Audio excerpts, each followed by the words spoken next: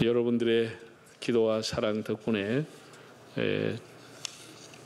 해외 순방을 잘 마치고 돌아왔습니다. 제가 여러 군데 가서 주일날 이제 제가 원래 2000년도 안식년을 얻어가지고 전에 있던 교회에서 이렇게 스코틀랜드 종교 개혁지, 독일, 스위스 종교 개혁지를 다녔는데 한 주 정도 스코틀랜드에 머물렀던 기억이 19년 전의 기억이 새로워서 감회가 새로웠고요. 여러 군데 가서 제가 예배를 주일날 여러 나라에서 들어보는데 참 한국 교회가 그래도 살아있고 뜨겁구나 하는 것을 늘 느낍니다. 이미 이 장로교가 국교가 돼서 오랫동안 400~500년 내려오면서 천주교는 아니지만은 많이 의식화되어 있다 하는 것을 느꼈습니다. 그 반면에 비해서 우리 한국 교회는 기도하는 것, 또 찬양하는 것, 설교 다 이렇게 열심히 뜨겁게 준비해서 하는 거 보면은 서로가 배울 점이 있지만 또 우리는 우리 나름대로 그런 하나님 앞에 생동감 있는 예배를 드리고 있다 그런 생각을 하고 감사하게 생각합니다. 오늘 본문을 보면은 하나님의 신비한 뜻에 의해서 바울이 죄수가 되어서 로마로 가게 됩니다. 바울이 3차 전도 여행을 마치고 예루살렘에 와서 보고를 하다가 오해한 유대인들에 의해 가지고 체포가 돼서 지중해 지변에 있는 가이사라라고 하는 곳에 2년 동안의 옥살이를 했습니다. 전혀 재판도 해주지 않고 미결수로 그냥 가둬놓은 겁니다. 그래서 바울이 답답해 가지고 로마의 황제 가이사에게 상소를 했습니다.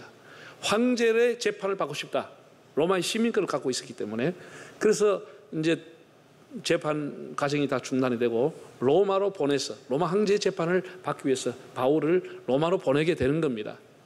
그는 죄수의 몸으로 로마로 압송을 당하게 됩니다. 그러던 중에 그가 탄 배에 유라굴로라고 하는 큰 태풍이 불어서 모든 사람들이 극심한 고통을 당하고 생사의 기로에 서게 됩니다. 그 배에는 276명의 사람들이 타고 있었는 제법 큰 알렉산드리아호라고 하는 배였는데 모든 사람이 생사의 위기에 놓이게 되었습니다. 이때 바울이 하나님이 주신 영감을 가지고 참 하나님의 사람은 어디 가도 담대한 겁니다. 안심하라, 두려워하지 말라. 이 배가 상할 뿐 사람의 생명은 상하지 않는다. 내가 믿는 하나님께서 나에게 말씀해 주었다. 이렇게 정말 담대하게 외치는 겁니다. 모든 사람이 생사를 헤매고 그냥 물건을 다 버리고 그냥 바다 한가운데 해변도 아니고 지중해 한가운데 태풍 만나서 살 수 있는 길이 없는 겁니다.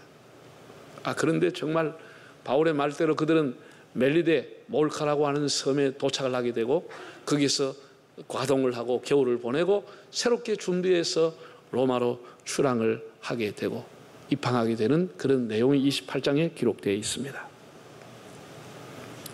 사람이 살다가 보면은 예기치 않은 일을 만나서 당황하게 됩니다.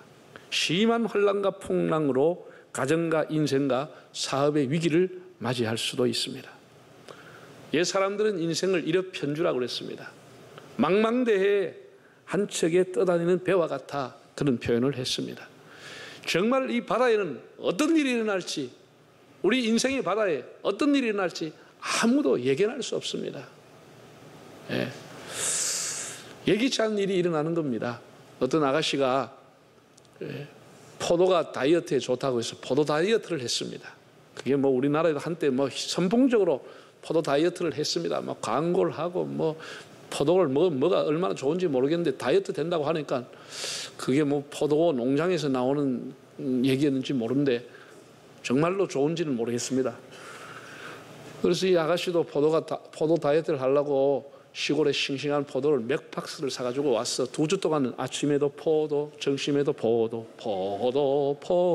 밤에도 포도, 계속 포도만 먹는 거예요. 포도만 2주 동안 먹은 거예요.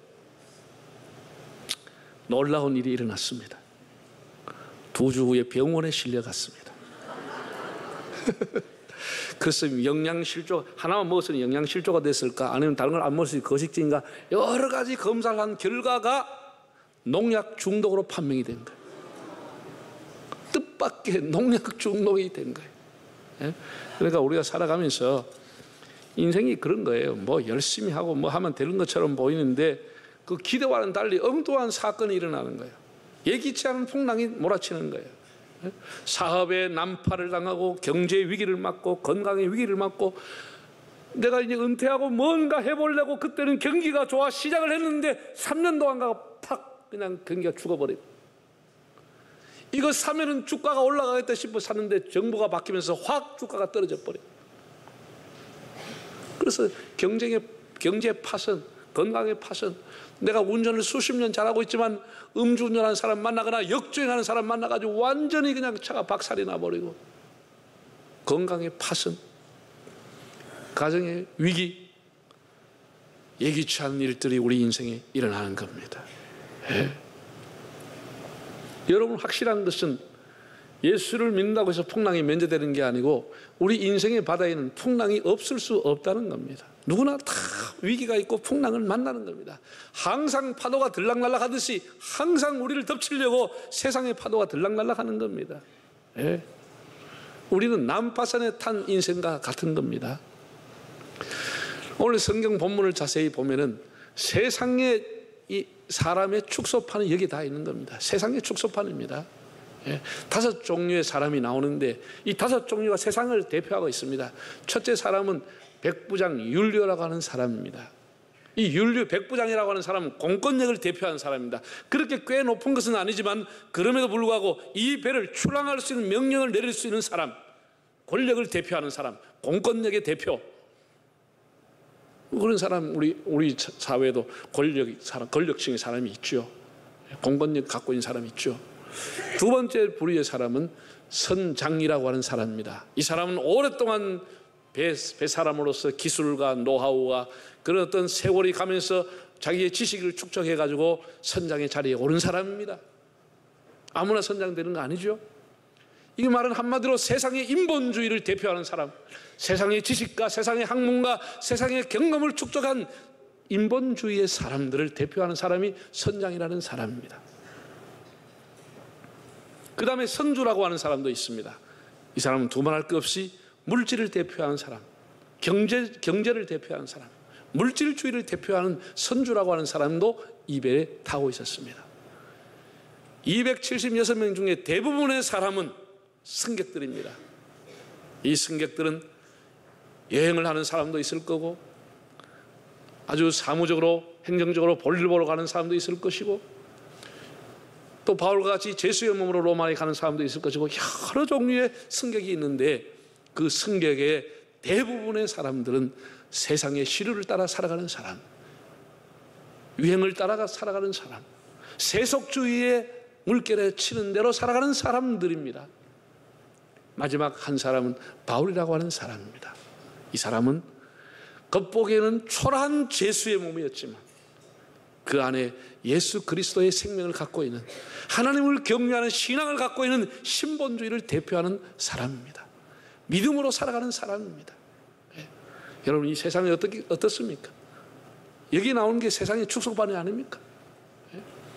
물질을 따라 살아가는 사람, 권력을 가지고 살아가는 사람, 세상 시류를 따라 살아가는 사람, 지식이 최고다 인본주의로 살아가는 사람, 그런가 하면 그 중에 하나님을 믿는 신앙으로 믿음으로 살아가는 그런 사람도 있는 겁니다. 자, 이들이 타고 가는 배가 큰 풍랑을 만났습니다. 왜 풍랑을 만났지요? 백부장이 바울의 말을 듣지 않았기 때문입니다. 자, 9절에서 11절을 한번 읽어보겠습니다.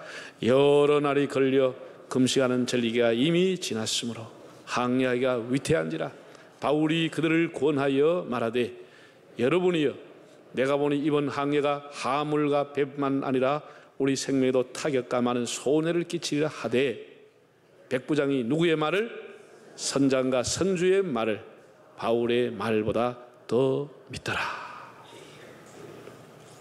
이게 문제가 된답니다. 백부장이 선장과 선주의 말을 바울의 말보다 더 믿더라. 선장과 선주는 바다와 배를 생겨서 살아온 뱃사람 바다 사람들입니다. 일종의 바다에 대한 전문가들입니다. 항해에 대해서는 권위가 있는 사람들입니다. 지식이 축적되어 있는 사람들입니다. 276명이 탄 배는 알렉산드리아라는 이름이 붙여져 있는 배였습니다. 그 배가 미항이라고 하는 곳에 도착을 했습니다. 거기서 이 과동, 겨울을 보내기로 하고 미동에 왔는데, 이름은 미항이라고 아름다운 이름을 갖고 있는데 섬은 작고 식수도 부족하고 여러 가지 겨울을 보내기가 불편했습니다. 그래서 선장과 선주가 여기서 불편하게 겨울을 보내기, 몇 달을 보내기보다는 조금만 가면 베닉스라고 하는 더 큰 항구가 있으니 우리가 여러 번 다녀봤다, 그 항구에서 겨울을 과동하는 게 좋겠다, 이렇게 얘기한 거예요. 제 앞에는 읽지 않았지만 바울이 만류한 겁니다. 아닙니다. 좀 불편하지만 겨울 바다의 날씨는 아무도 가늠할 수 없고 큰 풍랑이 일어날 수도 있으니 여기서 겨울을 보내고 봄이 되면 출항하는 게 좋겠습니다. 바울은 이렇게 얘기한 거예요. 바울도 나름 경험을 했죠. 3년 3번이나 전도 여행을 할 때 다 그런 바울은 배를 타고 다녔습니다. 3번이나 파선을 나가고 한 주간 기쁜 그런 죽음의 바다를 헤맬 만큼 그런 바다에 대해서 나름 지혜를 가지고 바다의 날씨를 가늠할 수 있는 그런 지혜가 생기게 된 겁니다. 무엇보다도 바울은 하나님 앞에 기도하는 사람이고 하나님이 그에게 주시는 영감이 있었습니다. 그래서 그는 과동하기에 불편하지만은 변덕이 심한 겨울 바다를 항해하지 말고 겨울을 이곳에서 보내고 가는 것이 좋겠다라고 권했습니다. 그러나 선장과 선주는 그 말을 무시했습니다. 내 경험을 볼 때, 내가 아는 지식으로 볼 때, 내가 들렸더니 그 베닉스 항구는 크고 우리가 겨울 보내기 너무 좋습니다. 여기서 잠깐만 가면 됩니다, 이렇게 말하니까 이 출항 명령을 가지고 있는, 공권력을 가지고 있는 백부장이 그 말을 듣고 바울의 말보다 선장과 선주의 말을 듣고 출항 명령을 내린 것입니다. 여러분, 우리가 평소에는 전문가를 존중해야 됩니다. 그들의 결정, 그들의 상담, 그들의 어드바이스를 들어야 합니다. 그러나 생사가 오가는 기로, 인생의 큰 위기에서는 전문가의 의견보다는 하나님 앞에 뜻을 물어야 하는 겁니다. 여러분의 생명은 전문가의 손에 달려 있지 않고 하나님의 손에 달려 있습니다. 이걸 알아야 합니다. 전문가라고 다 아는 게 아닙니다. 네? 우리가 전문가를 무시하는 것은 아니지만 전문가라고 해서 다 해결하는 게 아닙니다. 여러분, 세계적인 게임인 축구 시합, 테니스 시합, 올림픽 게임, 세계적인 훈련받고 자격증 가진 심판들이 심판해도 오판이 얼마나 나오고 그것 때문에 얼마나 많은 선수가 눈물 흘립니까? 네? 박사를 받고 수십 년 근무하고 그 엑스레이를 찍고 CT를 촬영해서 그걸 수년을 들다 보는 의사들도 오진하고 오판 수술하는 일이 얼마나 많아서 사람이 의료사고로 죽었습니까? 전문가라고 다 믿으면 안 되는 겁니다. 네? 여러분, 전문가가 없어서 우리나라 IMF가 왔습니까? 전문가가 없어서 그래 외환위기가 와요? 경제를 전공한 사람이 없어가지고, 경제를 아는 사람이 없어서 우리가 외환위기가 옵니까? 아닙니다. 전문가라도 해결할 수 없는 일이 얼마든지 있다고 하는 걸 알아야 됩니다. 우리의 생사에 기로 있었을 때는 하나님 앞에 뜻을 물어야 하는 겁니다. 하나님의 뜻이 뭔가를 찾아야 되는 겁니다. 그래서 우리가 예수를 믿는 겁니다. 네? 자, 한번 13절, 14절 왜 하나님 앞에 기도해야 되는지 한번 볼까요? 자, 13절 남풍이 순하게 불매 그들이 뜻을 이룬 줄 알고 닻을 감아 그러되 해변을 끼고 항해하더니 얼마 안 되어 섬 가운데로부터 유라굴로라는 강풍이 크게 일어나니. 자, 이거 한번 보세요. 13절 14절 한번 보세요. 전문가가 출발해도 좋다고 얘기했습니다. 베니스의 항구가 겨울 보내기 좋다고 얘기했습니다. 그래서 이 백부장이 마침 보니까 남풍이 순하게 불고 있는 거예요. 그냥 바람이랑 코끝을 자극할 정도지 바람이 머리카락 하나 제대로 날리지 못할 정도로 순한 순풍이 불어오는데 역시 전문가가 다르구나 판단하게 된 거예요. 남풍이 마침 순하게 불어왔다는 거예요. 누가 봐도 이것은 항해하기 좋은 날씨였어. 그래서 출발했습니다. 문제는 14절을 나옵니다. 14절은 뭐죠? 얼마 후에 일어날 일은 아무도 모르는 것입니다. 전문가가 알아요? 내일 일이 일어날 일 알아요? 10일 후에, 1년 후에 누가 알아요? 얼마 후에 섬 한가운데 큰 태풍이 준비되어 있는 것은 아무도 몰랐다는 거예요. 그래서 우리 예수 믿는 사람 하나님 앞에 늘 뭐 하는 거예요? 기도하는 겁니다. 얼마 후를 하나님 앞에 인도함을 받기 위해서. 얼마 후에 일어날 일을 아무도 모르는 거예요. 지금은 경기가 좋아. 3년 후에 그 업체가 다 도산될 줄 누가 알겠어? 그 자영업이 다 무너질 줄 누가 알겠냐 말이죠. 그 얼마 후를 알기 위해서 하나님 앞에 기도하는 것입니다.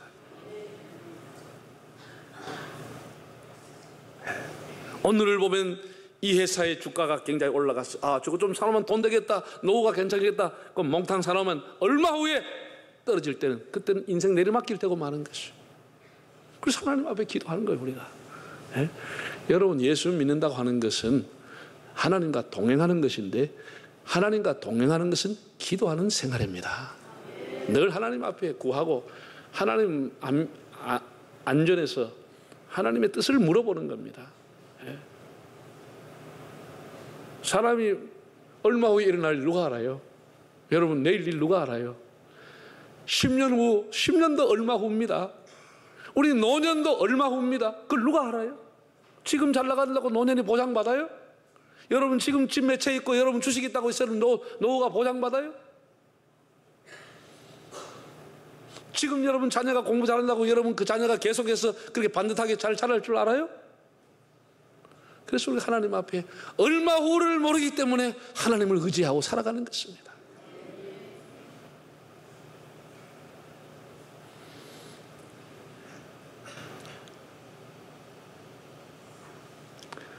이 사람들이 결정할 무렵에 때마침 남풍이 불어오니까 그건 결정하기 얼마나 쉬웠겠습니까?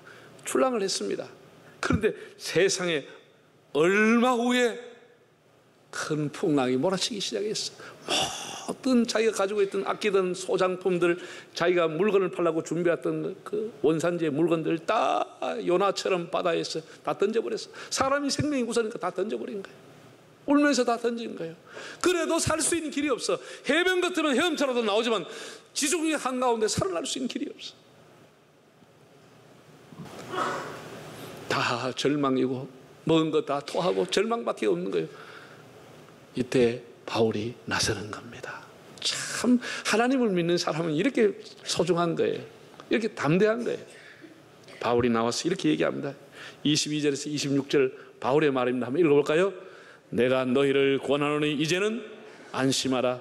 너희 중 아무도 생명에는 아무런 손상이 없겠고 오직 배뿐이니라. 내가 속한 바 곧 내가 섬기는 하나님의 사자가 어젯밤에 내 곁에 서서 말하되 바울아 두려워하지 말라. 네가 가이사 앞에 서야 하겠고 또 하나님께서 너와 함께 항해하는 자를 다 네게 주셨다 하였으니 그러므로 여러분이여 안심하라. 나는 내게 말씀하신 그대로 되리라고 하나님을 믿노라. 그런즉 우리가 반드시 한 섬에 걸리리라 하더라. 자, 25절 가슴이 뛰는 말 아닙니까? 25절 여러분이 안심하라. 나는 내게 말씀하신 그대로 되리라고 하나님을 믿노라. 우리나라의 목사와 장로가 이렇게 많고 이렇게 수백만 수천만의 수많은 사람이 예수 믿지만 하나님의 말씀이 그대로 되리라고 믿는 사람이 몇 사람이나 있습니까? 왜 유럽의 교회가 무너지고 한국 교회가 여러 가지 어지러운 소리가 나죠? 하나님의 말씀이 그대로 되리라고 믿는 사람이 점점 줄어들어가고 있는 거예요. 나는 하나님의 말씀이 그대로 되리라고 믿는 사람이다. 이게 바울이 가지고 있는 믿음이에요. 바울이 가진 믿음. 하나님의 말씀을 자기 머리를 가지고 잣대려서 애매하게 이 말씀이 과연 될까? 성경은 이랬지만 과연 현실적으로 이루어질까? 이런 것들 때문에 강단이 무너지고 있는 거예요. 교회가 무너지고 신앙이 무너지는 것이에요. 나는 부족하고 현실은 절망이지만 하나님이 내게 이렇게 말씀했으니 이 말씀대로 그대로 된다고 믿는 것이 믿음인 것입니다. 내 생각대로만 될 것 같으면 못 하려고 하나님을 믿어요? 따라합시다. 하나님의 말씀대로 그대로 될 줄로 믿습니다. 할렐루야. 다 성경 들어봐요. 스마트폰 들고 온 사람도 들어봐. 요즘 청년들은 성경 가져오면 스마트폰 들고 와. 나는 하나님의 말씀대로 될 줄로 믿습니다. 할렐루야. 이게 믿음이야. 이게 믿음이야. 내 지식과 내 경험으로 이것은 되고 이것은 안 되고 그게 아니고 나는 하나님의 말씀이 그대로 되리라고 믿고 있다. 바울이 한 얘기예요. 한 사람도 다치지 않는다고 하나님 내게 말씀했는데 나는 그대로 된다고 믿는 대로 믿음대로 276명이 다 구원받은 것이에요. 다 몰카라고 하는 섬에 배가 걸려서 전원이 살고 전원이 겨울을 거기서 보내고 오히려 흉숭한 대접을 받고 봄이 돼서 출항해야 되는 얘기가 28장에 나오는 거예요. 우리는 부족하지만 하나님 말씀은 변함이 없고 하나님의 약속은 변함이 없는 것입니다. 이 말씀 그대로 믿는다고 하는 바울의 이 믿음, 풍랑 속에서도 하나님의 말씀을 그대로 믿는 우리의 인생, 여러분 살아가면서 왜 가정에 위기가 없습니까? 왜 우리 자녀들이 살아가는데 위기가 없겠습니까? 왜 사업의 경제, 수십 년 한 그 경제 사업에 왜 파도가 없겠습니까? 있겠죠.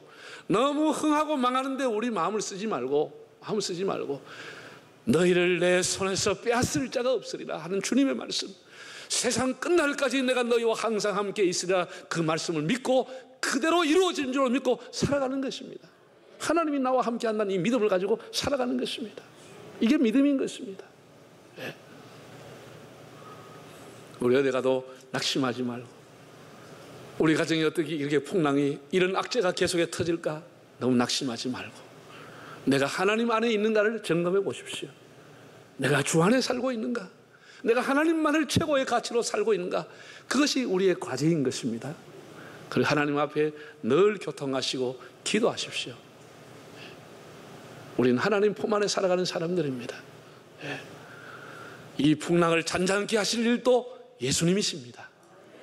너무 염려하지 마시고 바울과 같이 담대하게 이 많은 세상 사람 속에서 신본주의, 하나님을 믿고 살아가는 삶이 되시기를 바랍니다.